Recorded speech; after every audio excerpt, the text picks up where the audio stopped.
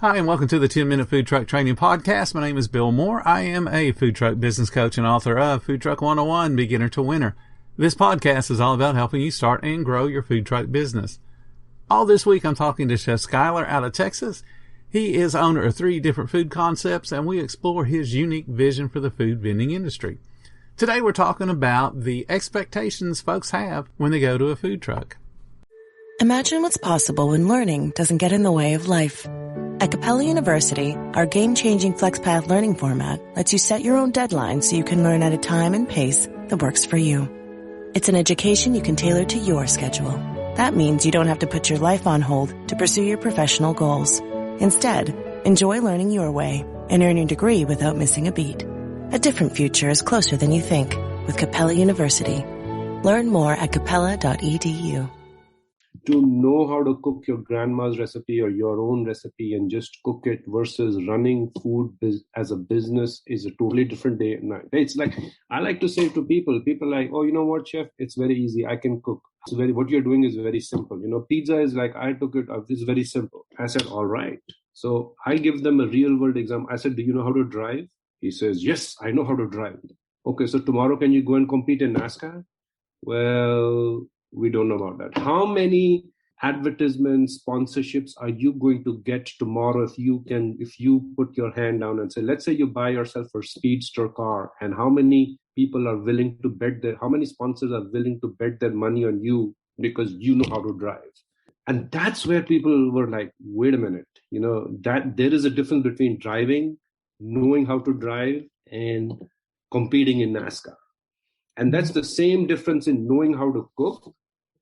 You can be the king in your own house, but getting out in the field and having customers pay and run it as an operation, this is a totally different ballgame. And these are the lessons that I've learned the hard way. And by hard way means I've lost customers, I've lost time and energy, I lost money. And that's where, especially after the pandemic, when a lot of people are quitting their jobs and a lot of people are now I want to pursue my true passion of cooking and food and everything. And there's nothing wrong with it. All power to you guys. I want to support you guys, and we all want to support each other. But know that this is not exactly hey, I know how to drive and I can compete in NASCAR the next day. There is a considerable learning curve. There is a reason why a lot of restaurants fail in the early on years. And I like to say another thing is that if you can, go watch Kitchen Nightmares from Gordon Ramsay on YouTube. That's all the reasons why restaurants fail. And you can, like, this is one of the things that I did. And when I started, like, okay, where can I learn? I actually watched Kitchen Nightmares from Gordon Ramsay, and it's very loud, and he's all all brash and this and that. But if you really look at it, you can consistently see the problems that chefs and people have, and you can learn from those mistakes. You don't have to make the same mistake. You don't have to put your money. If you're taking your money out of your 401k, you really want to not make mistakes. The last thing which I do definitely want to say is that, and I'll be honest, is in the initial stages, I was cooking from home. I had no idea of food safety. I had no idea of temperatures. I was just cooking and sending. And I think that's one of the most dangerous things you can do.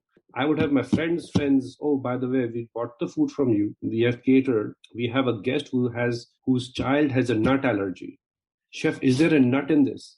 And now I'm like, oh, no, I don't have nut. Now, what people have to realize is that, many people come from different backgrounds, and I really grew up in India. And then, of course, I had a European influence as well. That we live in a very lawsuit litigation society. If people fall sick eating your food, that's checkmate. So you want to make sure that you are protecting your personal assets, and that's the reason why you should not be cooking from home. And when those calls started coming in saying we had nut allergy, we had dairy allergy from random people, that's when I'm like, there's got to be a better way. So I actually started looking for, because if somebody falls sick by the food that I have made, cooked at my home, they can really come after my home. You know what I'm saying? So I'm like, what's going on? What's that?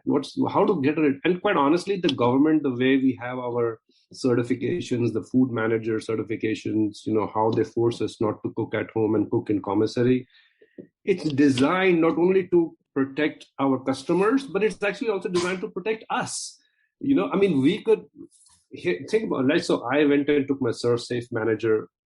That's the first thing I did. And man, that taught me so much.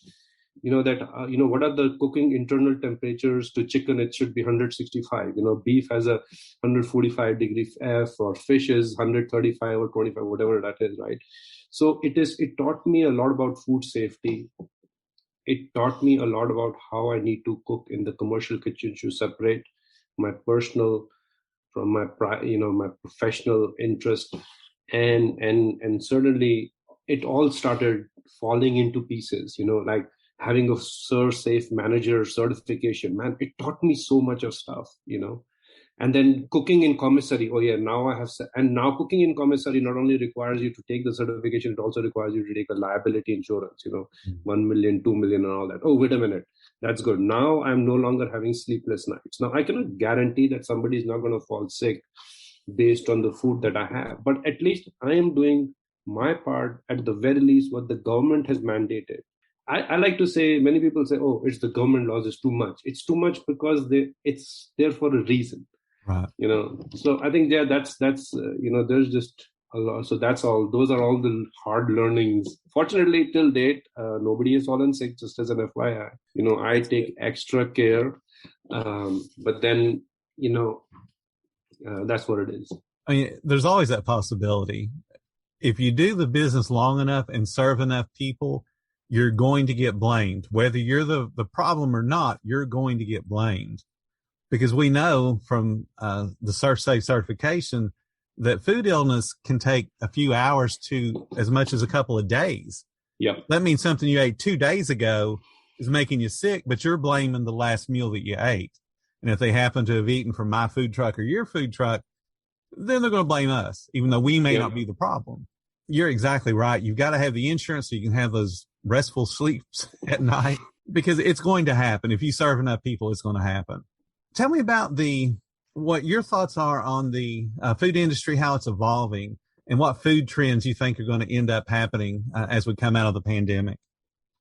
So I think this is just my opinion, to be very honest, because, everybody in different, you talk to a pizza guy, well, I am a pizza guy, so I would say I have a different perspective. But if you talk to a burger person, or if you would talk to a wrap person, or if you talk to a French cuisine person or a Thai cuisine person, if you talk to health and wellness, basically the way I look at it is that with the pandemic, again, this is just my opinion, we all have a reality check that life is very fickle.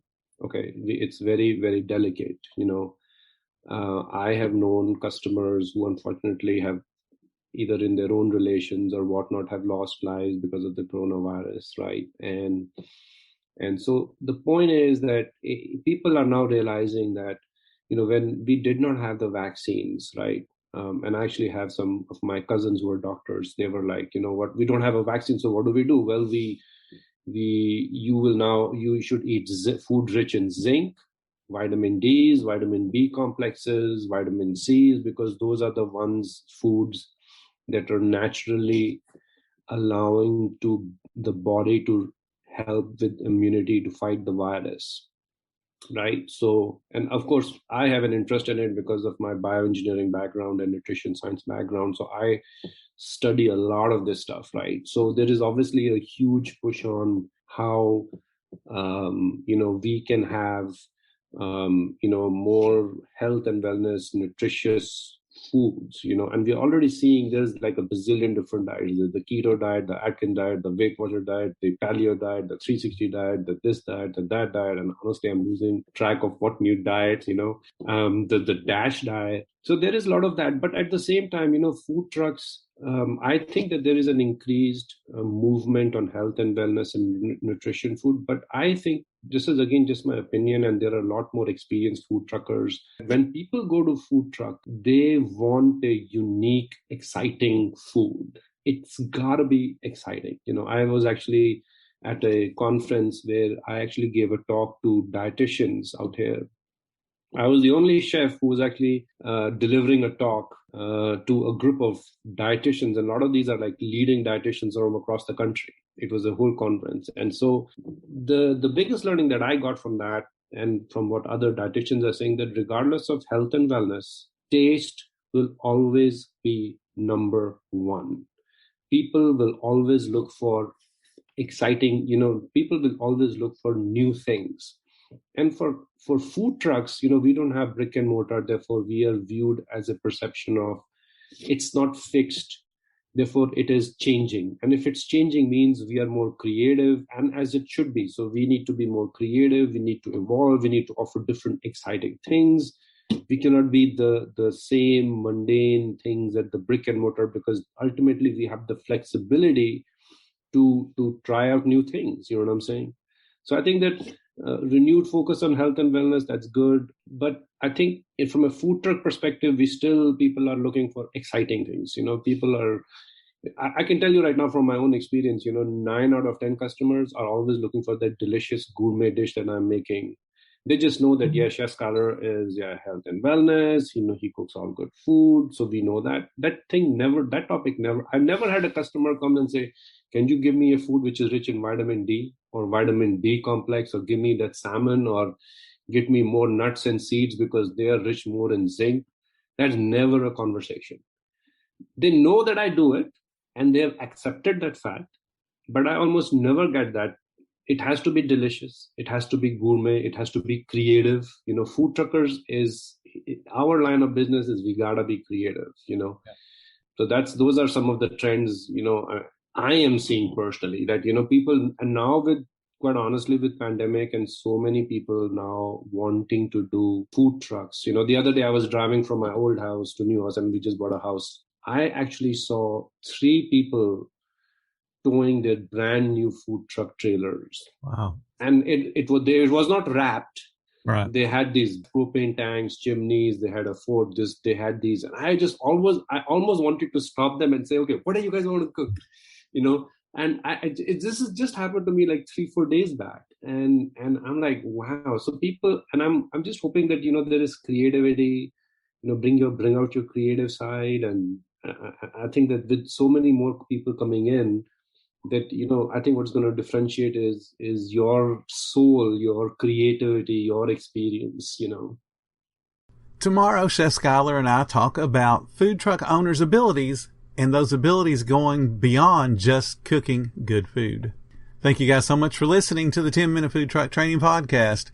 If you find all the information helpful to your business, please consider becoming a monthly supporter of the podcast. Just hit the support button or follow the link in the description. Every little bit does help keep us going. If you like being around like-minded positive people, join our Facebook group. It's called Food Truck Training. There we have a whole bunch of awesome members at all different levels, from brand new beginners to decades-old veterans. They've all got your back when it comes to answering questions about the food truck business. And again, thank you for listening. Come back tomorrow, because I got plenty more to say when it comes to the food truck industry.